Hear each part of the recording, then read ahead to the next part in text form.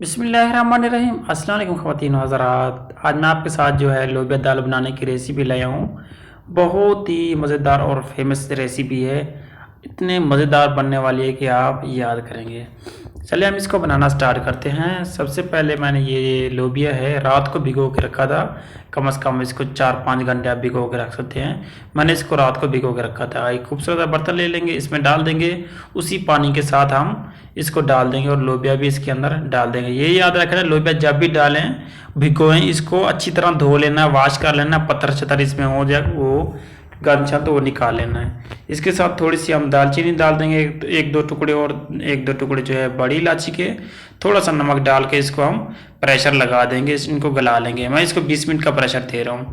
20 minute हो चुके हैं, ये देखिए इन्होंने पानी बिल्कुल जज़ब किया हुआ है, पानी बिल्कुल खुश्क हो चुका है। इसके अंदर ही आपने पानी हिसाब से डालना है, इस तरह ना हो कि आप कम डाल दें और ये नीचे जल जाए।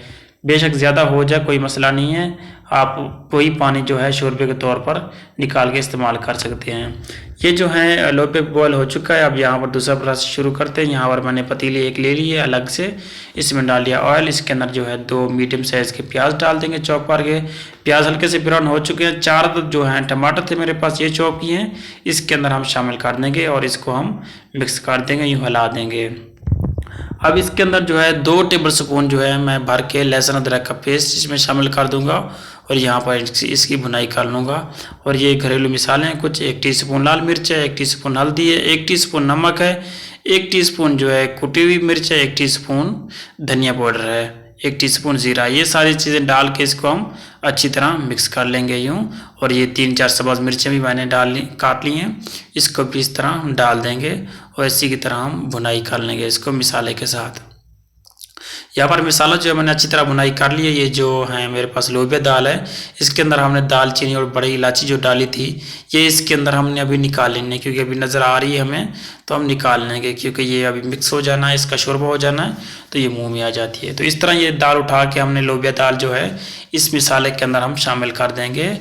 यहाँ पर इस तरह सारी डाल देनी और यहाँ पर इसकी जो है हम अच्छी तरह भुनाई कर लेंगे। कम से कम आपने यहाँ पर इसकी 10 मिनट भुनाई करनी है, ये याद रखना है।